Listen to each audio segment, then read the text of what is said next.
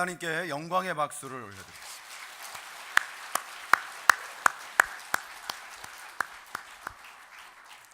하나님께서 저와 여러분들 가운데 이 귀하고 복된 날을 허락하시고 예배 가운데로 불러주신 줄 믿습니다. 하나님의 임재하심을 확신하시고 우리가 하나님의 약속 위에 설 때 다시금 우리의 걸음걸음이 힘이 있고 또 그 가운데 하나님의 역사가 밝히 이루어질 줄 믿습니다. 오늘 말씀의 제목을 한번 같이 읽어볼까요? 서 있는 곳이 은혜의 자리이다. 한 번 더요. 시작. 서 있는 곳이 은혜의 자리이다. 아멘. 우리가 서 있는 곳이 바로 은혜의 자리입니다. 사실 제가 금요일마다 시편을 쭉 강해를 하고 있는데 참 신기한 건 아무래도 여기다 곡조를 붙이면 그냥 노래 가사이고, 그리고 내용에 보면 대부분의 그 시의 말미에는 항상 하나님을 찬송함이 있는데 막상 그 배경이나 상황들을 놓고 보았을 때에는 우리가 생각했을 때 좀 쉽게 표현하면 이런 거죠. 룰루랄라 이런 상황들이 거의 없습니다. 사실 지금까지 이제 한 뭐 몇 편 안 되고 40편 조금 못 지나가고 있습니다만 아직까지 없습니다. 바꿔 말하면 이 말씀이 기록되었던 때, 그리고 구전으로 전해오던 그 이전의 시절들, 우리의 인생의 삶이라고 하는 것 가운데 아까 찬송의 가사처럼 이 땅 위에 험한 길 가는 동안 진짜 평안이 있느냐, 그것은 지금 이 시대에만 하는 고민은 아니라는 것입니다. 근데 우리가 생각했을 때는 이상하게 내가 힘든 게 제일 크게 보이기 때문에 나 말고 다른 사람들은 또 안 그런 것 같고, 또 과거의 어떤 사람들에 대한 내용들을 볼 때 성경을 보면 성경의 인물들은 다 믿음 안에서 그냥 하나님이 그 가운데 막 팍팍 역사하셔가지고 많은 일들을 경험하고 또 성취하고 드러내고 살았던 것처럼 보는, 사실 그런 시각들이 일반적입니다. 그런데 성경에 나와 있는 어떤 인물들도, 다시 말하면 우리의 믿음의 선배 가운데 그 어떤 사람들도 나름대로의 갈등, 고난, 힘든 상황들을 겪지 않으면서 하나님과 그 관계가 더 깊어지고 믿음이 견고해진 사람은 단 한 명도 없다라는 것이죠. 그래서 우리가 시편을 통해서도 알 수 있는 것, 시편은 그 삶의 고백이고 자신의 삶 가운데 역사하신 하나님에 대한 고백과, 그리고 그 과정 속에서의 하나님을 향한 온전한 기도들이 담겨 있는데, 그 시편을 통해서만 보아도 모든 믿음이라고 하는 것들은 결국은 갈등을 통해서 더욱더 꽃처럼 아름답게 피어난다라고 하는 것을 동일하게 우리에게 말씀하고 있습니다. 오늘 우리가 읽은 말씀 1절에는 이런 표현이 있어요. 내 의의 하나님이여, 내가 부를 때에 응답하소서. 곤란 중에 나를 너그럽게 하셨사오니. 여기에 이 곤란 중에라는 표현이 물론 성경마다 번역이 조금씩 다르긴 합니다만은 그 이제 메시지 성경이라고, 이게 요즘 그냥 쉽게 이렇게 좀 성경을 접하기를 원하는 분들이 많이 보는 성경에 따르면 이 곤란 중에라고 하는 단어 자체를 제가 쓴 것처럼 궁지에 몰렸을 때라고 기록하고 있어요. 여러분, 궁지에 몰린 게 뭔지 아시죠? 더 이상 뭐 어디로 뒤로 물러설 데도 없고 내 선택의 여지가 많지 않은 상황이에요. 이거 안 되면 이거 하면 되지, 이런 여지조차도 없는 상황이 뭐냐면 궁지에 몰렸을 때입니다. 다시 말하면 이 시편 4편도 여지 없이 지금의 환경은 딱히 그 배경에 대한 정확한 부분들을 언급할 수는 없지만 결코 쉽지 않은 상황이었다라고 하는 것을 알 수 있는 대목이 바로 이 1절부터 등장하는 것입니다. 궁지에 몰렸을 때 내가 하나님께 부르짖어 기도하오니 나의 기도를 들으소서. 그러니까 그때 할 수 있는 게 뭐예요? 기도한다라는 거죠. 기도. 성경에서 말하는 기도는요, 너무 사실은 기도 밖에는 방법이 없을 때가 너무 많아요. 그리고 기도를 통해 역사하신 하나님을 경험하는 것이 믿음의 선배들의 삶에는 반드시 포함이 되어 있는데, 어찌 된 것인지 이 시대에 와서는 교회에서 기도하자고만 하면 그래 또 때가 됐지. 뭐 여러분들이 그렇다는 뜻은 아닙니다. 그래서 뭐 이렇게 해서 이제는 하다 기도 작정을 하나 막, 교회에서는 분명히 특별이란 단어를 붙여서 특별 새벽 기도를 내일부터 2주간 우리 교인들 기도로 힘을 좀 모읍시다 이렇게 얘기하는데, 뭐가 특별한 기도란 얘기인가? 내겐 똑같은 새벽인데. 기도라고 하는 부분들에 대해서 성경이 정확하게 정의하고 있고, 그리고 그 삶의 현장 가운데 분명한 증거로 나타나고 있는 하나님과의 아주 그 복된 통로가 어느 사이엔가 우리의 영적인 환경 가운데서 굉장히 흐릿해져 가고 있고, 유일한 방법이 아닌 마치 선택 가능한 것들처럼 되어지고 있는 것이 이게 사단의 역사라는 거예요. 그러니까 기도의 능력을 신뢰할 거면 그때 더 이 문제를 해결할 수 있는 실무 담당자들을 찾아다니고 어떤 이 다른대로 다른 끈들을 찾는 게 낫지, 맨날 뭐 기도만 하라 그런다고. 물론 저희 교회 교인들을 얘기하는 것은 아닙니다. 그럴 리가 있겠습니까? 그런데 제가 아무래도 꽤 오랫동안 목회를 하다 보니까 제 주변에 저와 이렇게 관계를 맺고 있는 이들이 섬기는 길교회를 제외한 많은 교회에서 기도에 대한 이런 모습들이 점점 나타나고 있다는 것이죠. 그런데 여러분, 공통적인 건 뭔지 아십니까? 숨이 턱에 차면 또 옵니다. 진짜 본인이 어쩔 수 없을 땐 옵니다. 그러니까 그 전의 상황은 어떻게든 본인의 방식으로 견뎌보려고 하는 것이죠. 그런데 성경은 우리에게 이 기도를 얘기할 때 하나님과의 그 친밀감의 회복인과 동시에 언제나 하나님은 우리를 향하여서 그 눈을 두고 계시고, 하나님의 뜻은 우리의 삶의 문제의 현장이 하나님의 역사의 현장이 되어지기를 원하신다라는 그 본심이 담겨 있다라는 것이고, 하나님은 하나라도 더 주기를 원하신다라는 것이고, 성경에 어디를 펼쳐봐도 그렇지 않은 게 없어요. 기도에 여러분들의 공력을 보자. 이게 이제 만약에 어떤 게이지가 있다고 하면 이만큼은 차야 돼. 하나님은 절대로 우리를 향해서 그렇게 말씀하고 계시지 않은데, 우린 어느 사이인가 기도라고 하는 부분들을 잘못 곡해하면서 받아들이고 있다는 것이죠. 그래서 오늘 이 1절의 말씀처럼 궁지에 몰렸을 때, 그때뿐만이 아니어도 하나님은 우리의 삶 가운데 언제나 길을 내시고, 야고보서의 말씀처럼 지혜를 구하는 자에게 절대로 너무 욕심 많은 거 아니야? 라고 말씀하시지 않고 넘치도록 허락하신다라고 말씀하셨으니까, 저와 여러분들의 삶의 현장 가운데 그러한 하나님의 역사를 경험하는 통로가 뭐냐? 기도인 줄 믿습니다. 그러니까 기도하자고 하는 거죠, 여러분. 그러니까 우리의 삶에 있어서의 인생의 걸음걸음들은 내 기준으로만 바라보면요, 희노애락이 선명합니다. 어떤 때 좋겠어요? 물질의 걱정 없을 때 좋죠. 근데 여러분, 물질의 걱정도 이게 참 애매해요. 그냥 내가 어느 수준 속에서 이렇게 만족할 수 있는 게 되면 좋은데, 어떤 영화의 대사처럼 도대체 말이야 이 나라는,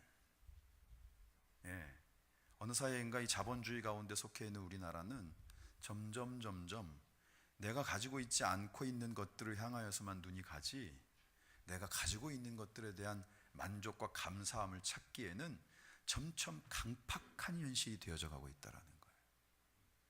건강은 어떻습니까? 건강도 막 정말 힘들 때는 건강만 하면 주님을 위해서 뭐라도 할 것 같은데, 막상 건강하면 그걸로 자꾸 딴짓을 해요. 삶의 관계라고 하는 것도 우리 가운데 막힌 담을 허무시는 화목제물 대신 예수 그리스도의 역사를 경험하는 걸 너무 원해서 주님 지혜를 주십시오라고 구하는데, 막상 이제는 사람만 많지 그때에도 자리를 비워 어느 곳에선가 한적한 곳에서 주님과의 만남을 가지려는 시도들이 점점 줄어들고 있다는 것이 작금에 우리가 이렇게 경험하고 있는 영적인 현실이라는 것입니다. 그러다 보니까 우리가 바라보는 시선 속에서 행복한 조건들은 믿는 사람이나 믿지 않는 사람이나 똑같을 때가 너무 많은 거예요. 사실 구분점을 찾기가 너무 어려워요. 그런데 하나님은 우리에게 뭐라고 말씀하십니까? 우리가 알고 있는 진짜 몇몇 사람의 이름들을 하나하나 누구든 상관없습니다. 다 이렇게 끄집어내 보아도 그의 삶에서 고난하고 힘든 순간이라고 여겨질 때 하나님은 이미 역사하고 계셨고, 그 모든 것들을 합력하여 하나님은 선을 이루셨고, 인간의 머리로는 예측할 수 없는 일들을 통하여서, 우리 좋아하는 거잖아요, 반전 드라마, 역전 드라마, 하나님의 역사의 선명함을 반드시 보여주시고야만은 그런 하나님의 역사가 기록되어져 있는 말씀이 바로 이 성경인 줄 믿습니다. 그러니까 읽자고 하는 거예요. 그러니까 여러분들이 갖고 있는 고정관념들을 좀 내려놓으실 수 있기를 주님의 이름으로 축원합니다. 저는 사실 산을 별로 좋아하지 않습니다. 근데 산을 굉장히 좋아하시는 분들을 보면 산에 뭐가 좋고 산에 뭐가 좋고 산에 뭐가 좋고를 얘기를 해요. 근데 저는 산에 딱 가면 그냥 무조건 올라가야 되니까, 지금 이렇게 약간 A 웃음, B 웃음, C 웃음 중에 B 웃음을 저한테 던지시는 분들은 산의 묘미를 아는 분들이 어떻게 저렇게 무식할 수가 있지? 제가 그렇게 산을 오르다 보니까 산을 좋아하기가 어려워요. 저는 아마도 인자가 아닌가 봅니다. 인자 요산이라는데. 그런데 산을 좋아하는 분들은 그 산을 오르면서 주변을 그렇게 잘 봐요. 저는 막 숨이 턱에 차서 빨리 올라가야지. 올라가면 뭐 할까요? 빨리 내려와요. 그러니 산이 재미있겠습니까? 그런데 진짜 그 산을 즐기는 분들은 산의 하나하나를 다 눈에 담아요. 진짜 산 좋아하는 분들은 사진도 잘 안 찍어요. 우리의 표현 중에 그런 표현이 있죠. 주마간산이라고. 그냥 산을 어떻게 봤어요? 저보다 더해. 말을 달리면서 본 거예요. 이 산을 갔다 왔다, 저 산도 갔다 왔다. 그것은 산을 본 게 아니라는 뜻입니다. 우리는 내가 너무 힘들고 어렵다라고 여겨질 때 지금 나의 삶 속에 한결같은 은혜와 사랑으로 그 신실하심으로 함께 하시는 하나님을 볼 틈이 없는 거예요. 내 스스로도 막 허겁지겁하는데 어떻게 그 가운데에서 하나님이 나와 함께 하시는 걸 느낄 수 있는가? 내 주변에 따라가야 되는 사람들 천진데 저 사람도 붙잡아야 되고 저 사람도 넘어서야 되는데 어떻게 그 주변을 살필 겨를이 있느냐? 우리의 인생을 바라보는 시각들이 마치 저처럼 산에 무지한 사람이 산을 오르는 모습과 너무 흡사하다라는 것입니다. 그래서 오늘 우리 가운데 비록 이 사편의 말씀 자체가 어떤 이 어감으로 놓고 보았을 때나 환경적으로 분명히 힘들고 어려움에도 불구하고 결국은 그 가운데서도 하나님은 함께 하시고 하나님이 그 인생을 통하여서, 오늘 이 사편은 다윗의 시로 알려져 있는데 다윗의 인생이 그것을 보여주는 것처럼 하나님이 그 인생을 붙잡고 하나님의 역사를 반드시 이루시고야만은 그런 놀라운 역사의 주인공이 또한 이 말씀을 받는 저와 여러분들이 되어지시기를 주님의 이름으로 축원합니다. 그래서 오늘과 같은 이런 시들, 하나님 제발요, 제발 제 기도를 들어주셔야 됩니다. 지금 너무 힘들고 어려운 상황 가운데 있습니다. 그렇게 하나님 앞에 기도하는 시를 우리가 보통 탄원시라고 얘기하는데, 성경에 언급하고 있는 이 탄원은 하나님을 통한 회복을 꿈꾸는 믿음 위에서 출발되어진, 하나님의 역사하시면 열기에 닫을 자가 없는 그 역사의 시작을 마음속에 확신하는 이들의 신앙 고백인 줄 믿습니다. 저와 여러분들이 그러하길 소망합니다. 그게 오늘 저와 여러분들 가운데 예배해 온 이유입니다. 이 땅 위에 험한 길 가는 동안에는 진짜 평안은 없습니다. 하나 넘어선 것 같으면 또 다음 게 준비되어 있습니다. 그런데 그리스도가 내 안에 함께 하시면 그걸로 인하여서 어떤 문제라도 능히 넘어설 수 있는, 그 갈등과 고난을 통과한 가장 정제되어져 있는 단단한 믿음으로 하나님이 저와 여러분들을 세우시고 또 능히 이기게 하실 줄 믿습니다. 우리가 처한 현실이라고 하는 건 그렇기 때문에 주님의 가장 현재적인 역사를 경험할 수 있는 통로이고 기회입니다. 그러니까 이게 막 하나님 이건 좀 건너뛰었으면 좋겠어요, 이건 좀 이렇게 지나갔으면 좋겠어요, 우리는 그런 생각들을 많이 하지만 그 모든 과정들을 통하여서 하나님은 하나님의 그 완벽한 그림, 지난주엔 제가 퍼즐 얘기를 했습니다만 그런 완벽한 그림을 결국은 만드신다라는 것이죠. 성경에도 보면 많은 인물들이 있습니다만 야곱 어떻습니까? 다 이제 그 스토리가 워낙 많으니까 다 빼고 나중에 이제는 부를 많이 이루어가지고 막 나름대로는 거부가 되어서 고향 땅으로 돌아오려고 했는데 걱정이 태산인 거예요. 형 에서를 알거든요. 성정이 바로 잡으면 그냥, 좀 격한 얘기지만 바로 때려 죽일 것 같으니까 마음의 그 두려움을 떨쳐버릴 수가 없었어요. 그래서 머리를 다 짜내가지고 앞서서 자기의 재물들을 막 나눠가지고 미리 보내면서 마음을 누그러뜨리려고 하고, 자기가 아끼고 사랑하는 처자식들조차도 그렇게 나눠서 먼저 보내고도 혼자 남아있으니까 그 두려움은 가시질 않는 거예요. 그때 하나님이 보내신 천사와 더불어 씨름하였더라.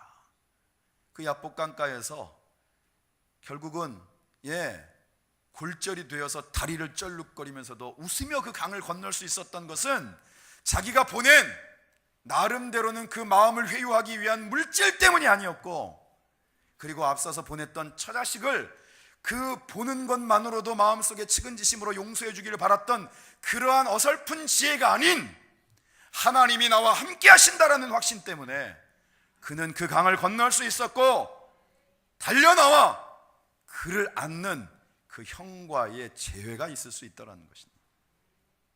다니엘과 세 친구는 어떠합니까? 포로로 끌려갔죠. 끌려갔으면 포로로 갔는데 자유도 없는데 주면 주는 대로 먹어야죠. 뭘 또 안 먹겠다고 막, 나는 기름진 걸 안 먹겠습니다, 뭘 안 먹겠습니다. 까다로워. 그런데 그건 음식의 문제가 아니었어요. 비록 자유인의 몸은 아니지만 이곳에서라도 우리는 그 중심을 하나님께로 향하겠다라는 그 결단을 보시고 사자굴에 던져졌습니다. 풀무불에 던져졌습니다. 여러분, 그것은 성경상에 있어서 비유적 표현이 아니고 실제로 경험하는, 역사 가운데도 나와 있는, 불에 던져지고 사자의 밥으로 줘버리는 그러한 냉혹한 어떤 현실 가운데에서 하나님이 그들을 지키셨단 말이에요.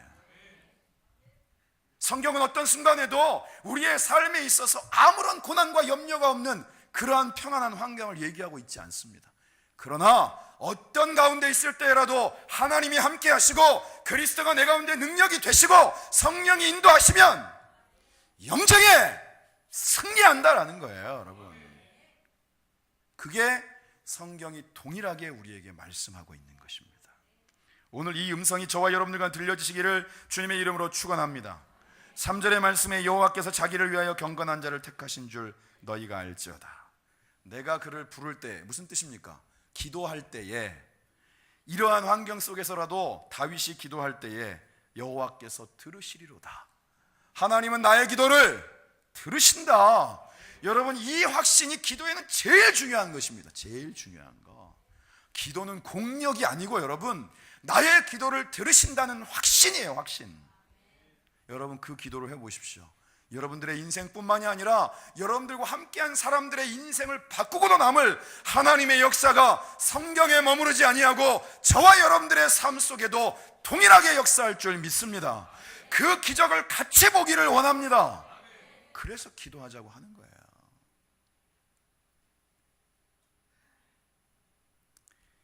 우리 이성애 목사님이 이번 주에도 또 긴급하게 메시지를 보내서 기도 요청을 했습니다. 이번에 신학 강의를 진행하는 장소 하나 잡기도 너무 힘들다. 그게 지금 중국의 현실입니다.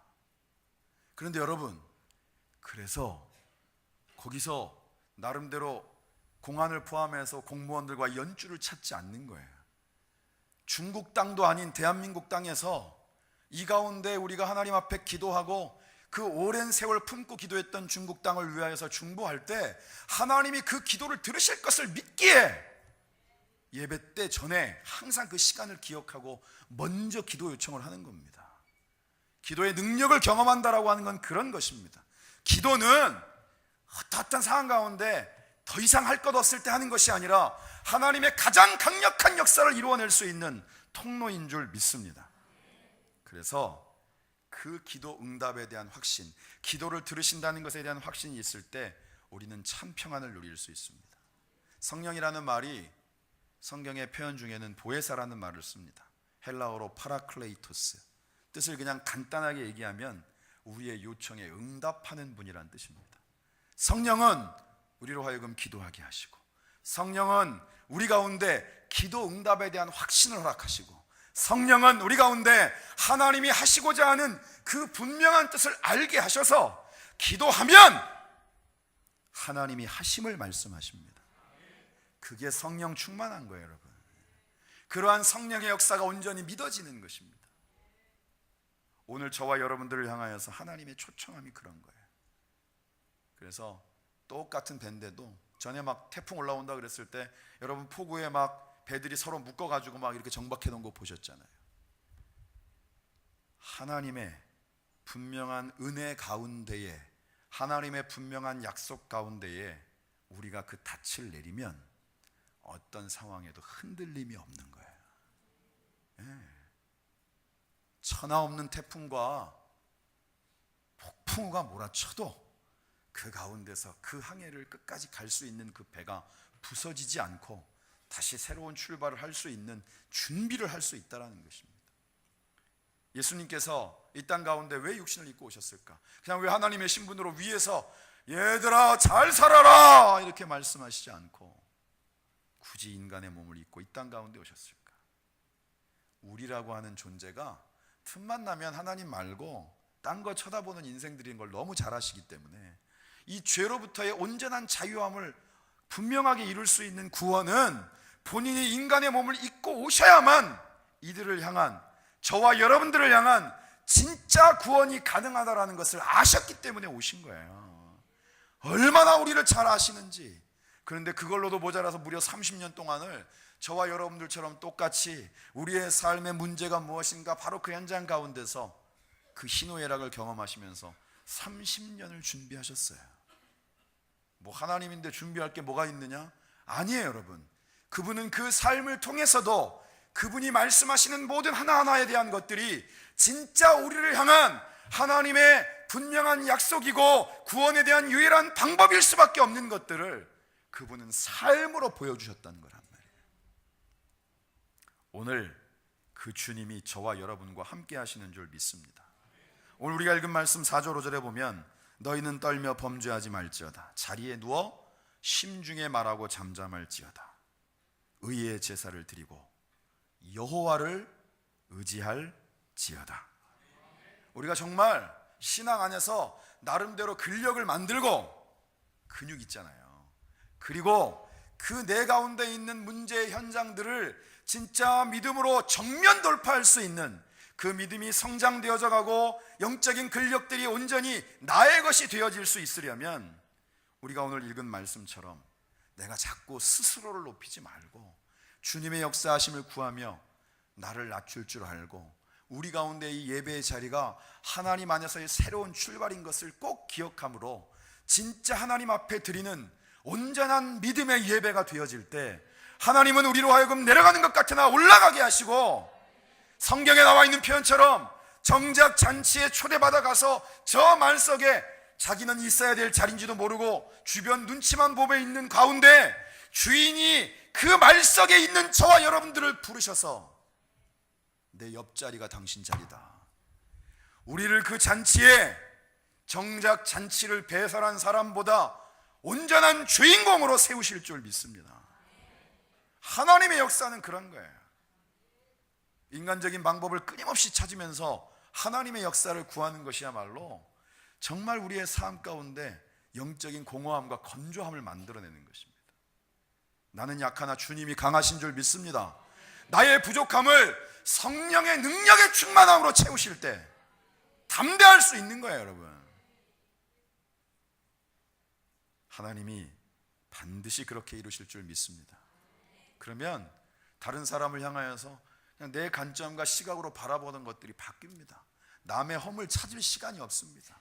내 가운데 있는 어둡고 연약한 면들이 더 많이 보이니까 그것을 하나님 앞에 구하는 것만으로도 시간이 부족한데 남들 얘기할 틈이 어디 있겠습니까? 하나님 아시죠? 하나님 제가 이런 사람입니다. 그런데도 하나님은 저와 여러분들을 부르셨어요. 그리고 우리를 쓰시겠다라고 말씀하는 거예요. 여러분, 전도는 누가 하는 것이다? 내가 하는 것입니다. 내가. 전도는 무슨 특별한 달란트를 가진 사람이 하는 것이다, 말주변이 좋은 사람이 하는 것이다, 인간관계의 폭이 넓은 사람이 하는 것이다, 기타 등등의 모든 이론은 성경과 전혀 맞지 않는 것입니다. 전도는 예수 그리스도를 분명하게 아는 자가 하는 것입니다. 예수님이 나를 위해 십자가를 지시고 그리고 부활하심으로 우리 가운데 영원한 생명을 약속하시고 그 복음의 빛이 나에게서 또 누군가에게 나누어지기를 원하는 그 분명한 사명에 눈만 뜨고 있는 자면 하나님은 저와 여러분들을 통해 그 일을 이루실 줄 믿습니다. 그렇기 때문에 이번에 축제도 꼭 같이 가기를 원하는 거예요. 축제는 사람이 많아야 됩니다. 사람이. 제가 사실 장터 섰을 때 괜히 줄 서 봤죠. 줄 서 있으면 맛있을 것 같잖아요. 막상 먹어보면 맛이 없진 않은데 그 정도는 아닐 때도 많습니다. 그런데 뭐예요? 일단 사람들이 모이니까 거기서 어떻게 해서든 한 젓가락 먹어야 되겠다는 생각으로 또 줄을 서 있는 거예요. 근데 그 중에 대화가 웃겨요. 진짜 맛있대? 먹어봐야 맛을 알죠. 우리가 함께하는 축제일 때 그 가운데 하나님이 개인으로서가 아니라 하나님의 분명한 역사를 당연히 개인에게는 물론이려니와 여러분들의 가정과 공동체 가운데 여러분들의 삶의 현장 가운데 먼저 이루실 줄 믿습니다. 주님이 함께하는 인생, 그 인생이야말로 가장 복된 인생인 줄 믿습니다. 신앙생활은 결국 우리 가운데 있는 이런 모든 의심들을 거둬내는 겁니다. 설마 내게도 그런 일이, 그것이 정말 나에게 하나님이 나를 통해서 이것을 경험함으로 바뀌어지는 것이 바로 신앙생활의 묘미인 거예요. 오늘 이 자리가 그러한 출발이 되기를 축원합니다. 여러분들이 가지고 있는 모든 고정관념, 혹시라도 여기도 모태신앙인 분들 많은데 어렸을 때부터 여러분들이 갖고 있는 그 모든 고정관념을 깨야 돼요. 제 주변에 제일 많은 사람들이 목회자 자녀, 교회 한종 직분자들 자녀입니다. 어렸을 때부터 교회가 삶의 문화였던 사람들이 제 주변에 제일 많습니다. 내 신앙은 그렇기 때문에 내 것이 아니고 그 가운데 주님과의 만남이 있어야 된단 말이에요. 여러분들이 기억하고 여러분들의 머릿속에 잔상으로 남아있는 교회에 대한 모든 생각들이 성경을 넘어서서는 안 되는 것입니다. 성경은 살았고 운동력이 있는 하나님이 감동으로 친히 기록하신 우리에게 주신 약속입니다. 그것은 2018년 9월 9일 오늘에도 동일한 것인 줄 믿습니다. 그 말씀만 붙잡으십시오. 그러면 하나님이 반드시 그렇게 이루실 줄 믿습니다. 따라합시다. 내 자리가 은혜의 자리이다. 그것이 저와 여러분들 가운데 믿어져야 돼요. 그리고 내가 하나님께 정말 사랑받는 존재라는 사실이 믿어져야 됩니다. 호세아서 2장 15절 말씀 같이 한번 읽겠습니다. 시작.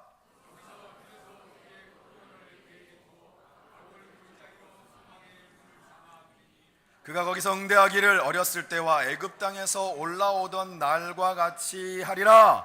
아멘. 아골 골짜기로 소망의 문을 삼는다. 성경의 아골 골짜기는 절망의 현장입니다. 죄악의 결과로 참담한 가족들이 묻혀있는 현장이기도 합니다. 그런데 그러한 절망의 땅에서 그것을 하나님은 소망의 문으로 삼으신다라고 말씀하시는 거예요. 여러분, 우리의 삶의 자리가 왜 은혜입니까? 왜 우리의 삶의 자리가 하나님의 역사의 현장입니까? 때로는 그 선택이 내 선택이 아닌 것 같지만 하나님은 그 모든 순간들을 통해서 하나님의 역사를 이미 준비하고 이루어가고 계시는 줄 믿습니다. 여러분, 그러한 분명한 경험을 가지고 있는 이들의 신앙생활과 그 삶은 제가 이렇게 딱 보면 절로 고개가 숙여집니다. 그 인생에 대한 것도 물론이지만 그 가운데 정말 딱 서서 그 배후에서 역사하시는 하나님을 거부할 수 없이 인정하는 그런 환경이 되어지기 때문이에요. 여러분들의 모든 가정이, 여러분들의 모든 삶이 그러하기를 소망합니다. 연약한 듯 보이는데 뒤에를 딱 보니 하나님이 딱 서 계신 거예요. 그리스도가 능력으로 함께 하시는 거예요. 성령님이 친히 인도하시는 거예요. 이 삶에 거칠 것들은 없습니다. 마지막으로 우리가 읽은 말씀 7절 8절 함께 다시 읽겠습니다. 시작. 주께서 내 마음에 두신 기쁨은 그들의 곡식과 새 포도주가 풍성할 때보다 더하니이다. 내가 평안히 눕고 자기도 하리니 나를 안전히 살게 하시는 이는 오직 여호와이시니이다. 아멘. 상황이 바뀌었습니까? 아닙니다. 이 시편 4편의 배경 상황은 하나도 바뀐 게 없습니다. 누가 바뀌었어요? 내가 하나님을 향하여 바뀌어 있는 것입니다. 내가 하나님을 향하여 하나님을 신뢰함으로 하나님께 전적으로 나아가는 나의 시선이 바뀌어진 것입니다. 그랬더니 포도주 때문 아니고 곡식 때문 아니고 내가 주님을 기뻐한다라고 했어요. 그리고 말씀 속에 내가 평안히 눕고, 여러분 불면증에 시달리는 분들 있죠? 평안히 눕고 자기도 하리니 나를 안전히 살게 하시는 이는. 사실 이 안전의 문제가 최근에 이렇게까지 화두가 된 적이 없습니다. 누구나 똑같이 얘기하는 거지만 만약에 밤이 아니고 낮에 아이들이 유치원에 이미 가서 공부하고 있을 때였으면 어떻겠을까 생각하는 것만으로도 막 소름이 돋지 않습니까? 그러나 아무도 그거를 뭐 끝나고 나면 다 진단하죠. 여러분 다 진단합니다. 그때 내가 얘기했지 않냐 막 뭐. 근데 사실 그게 무슨 소용이 있습니까? 그러나 오늘 말씀은 그 환경이 아니라 내가 평안히 눕고 잘 수 있는 것은 바로 하나님 때문이고 내 안에 계신 예수님 때문이고 성령께서 나의 삶을 인도하시기 때문인 거예요. 오늘 저와 여러분들의 출발이 그러하기를 소망합니다. 우리의 삶의 자리가 하나님의 은혜의 자리인 것을 확신하며 바로 그 문제의 현장을 하나님의 역사의 현장으로 바꾸심을 믿고 믿음으로 기도의 자리에 함께 서는 우리 사랑하는 모든 길교회 믿음의 식구들 되어지시기를 주님의 이름으로 축원합니다. 기도하겠습니다. 하나님 감사합니다. 하나님 감사합니다. 우리의 안고 섬을 하시고 우리의 삶의 모든 걸음걸음 속에 그 한결같은 신실하심으로 함께 하시며 모든 순간과 환경 속에 동일하게 임재하셔서 합력하여 반드시 선을 이루시는 하나님의 역사를 믿고 감사합니다. 우리가 무릎으로 믿음으로 나아가게 하옵소서. 우리의 찬송의 이유가 하나님이 되게 하시고 우리의 능력의 근거가 예수 그리스도가 되게 하시고 우리에게 있는 평안의 이유가 성령이 되게 하옵소서. 감사와 영광과 찬송을 주님께 돌리며 예수님의 이름으로 기도드립니다. 아멘.